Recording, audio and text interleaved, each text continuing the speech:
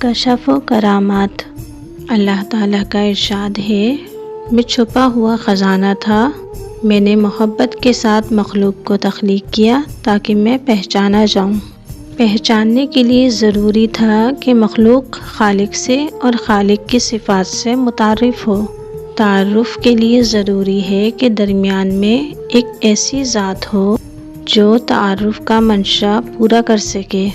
تعارف کی تکمیل اس وقت تک نہیں ہوتی جب تک کہ تعارف کرانے والا خود ذات کی پوری صفات کا عارف نہ ہو۔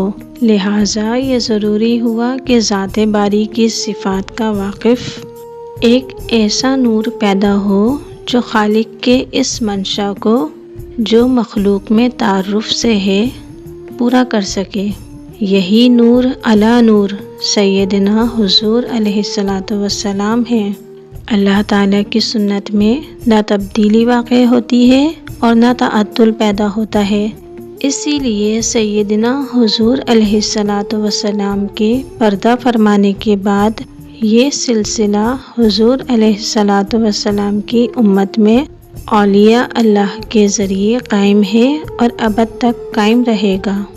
ایسے بندوں سے جب کوئی خرق عادت صادر ہوتی ہے تو کرامت کہلاتی ہے، اور یہی خرق عادت جب پیغمبروں کے ذریعے سامنے آتی ہے تو معجزہ کہلاتی ہے۔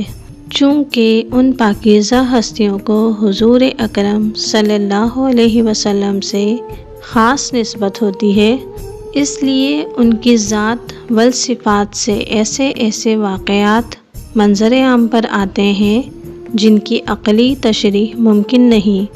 سیدنا حضور علیہ السلام کے وارث اور اللہ کے دوست حضور قلندر بابا اولیاء رحمۃ اللہ علیہ کی ذات بابرکات سے جو کرامات وقتاً فوقتاً صادر ہوتی رہی ہیں، قارئین کی خدمت میں پیش ہیں۔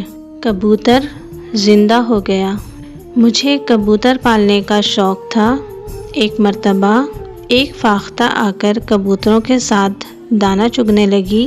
ایک کبوتر کے ساتھ اس کا جوڑا ملا دیا گیا۔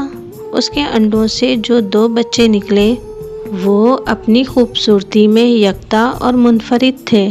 پروں کا رنگ گہرا سیاہ اور باقی جسم سفید تھا۔ ان کے اندر اس قدر کشش تھی کہ جو دیکھتا تعریف کیے بغیر نہ رہتا۔ شامت اعمال ایک روز صبح سویرے بلی نے ایک کبوتر کو پکڑا اور چھت پر لے گئی۔ میں نے جب بلی کے منہ میں یہ کبوتر دیکھا تو میں اس کے پیچھے دوڑا۔ اوپر پہنچ کر میں نے دیکھا کہ بلی نے کبوتر کے بالوں پر الگ کر دیے ہیں اور بیٹھی اسے کھا رہی ہے۔ غصہ تو بہت آیا، مگر پھر سوچا کہ کبوتر تو اب مر ہی چکا، بلی کو ہی پیٹ بھرنے دیا جائے، اور جب یہ کبوتر کھا چکے گی تو اسے سزا دوں گا۔ یہ خیال آتے ہی میں نیچے چلا گیا، لیکن مجھے اتنا شدید صدمہ تھا کہ میری آنکھوں سے آنسو جاری ہو گئے۔ حضور بابا صاحب قبلہ رحمۃ اللہ علیہ پہلی منزل کے کمرے میں تخت پر تشریف فرما تھے۔ میں نے حضرت سے احتجاجاً عرض کیا کہ بلی نے میرا کبوتر مار دیا ہے۔ حضور بابا صاحب رحمۃ اللہ علیہ نے فرمایا، ایسا ہی ہوتا ہے۔ میں نے جواباً عرض کیا کہ آپ کے ہوتے ہوئے بلی میرا کبوتر لے جائے، یہ بات میری سمجھ میں نہیں آتی۔ یہ کہنے کے بعد دل برداشتہ باورچی خانے میں جا کر ناشتہ تیار کرنے لگا۔ میرے حضور بابا جی رحمۃ اللہ علیہ نے مجھے آواز دی، لیکن غصے نے مجھے گستاخی پر مجبور کر دیا اور میں نے کوئی جواب نہیں دیا۔ دوبارہ آواز دی، وہ بھی میں نے سنی انسنی کر دی۔ یہ اس زمانے کا واقعہ ہے جب بھائی محسن صاحب بھی میرے ساتھ رہتے تھے۔ حضور بابا صاحب رحمۃ اللہ علیہ نے بھائی محسن کو آواز دی اور میرے بارے میں دریافت کیا۔ انہوں نے کہا کہ خواجہ صاحب کو کبوتر کے مرنے کا بہت صدمہ ہے اور وہ باورچی خانے میں بیٹھے رو رہے ہیں۔ حضور بابا صاحب رحمۃ اللہ علیہ ان کی اس بات سے متاثر ہوئے اور فرمایا، خواجہ صاحب کو بلاؤ اور ان سے کہو کہ ان کا کبوتر آ گیا ہے۔ بھائی محسن صحن میں آئے تو دیکھا کہ وہ کبوتر دوسرے کبوتروں کے ساتھ موجود تھا۔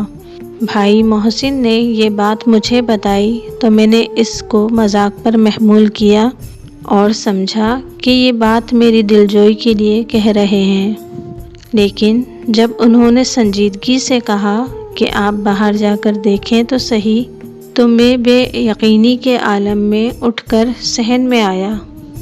دیکھا تو کبوتر موجود تھا۔ کبوتر کو دیکھتے ہی میں دوبارہ دوڑتا ہوا چھت پر گیا اور تخت کے نیچے دیکھا تو وہاں خون کے دھبے اور کچھ پر پڑے ہوئے تھے۔ یہ دیکھ کر مجھے شدید ندامت اور شرمندگی ہوئی۔ میں نے نیچے آ کر حضور بابا صاحب رحمۃ اللہ علیہ کے پیر پکڑ لیے اور اپنی گستاخی کی معافی چاہی۔ شام ہونے سے پہلے سارے کبوتر تقسیم کر دیے۔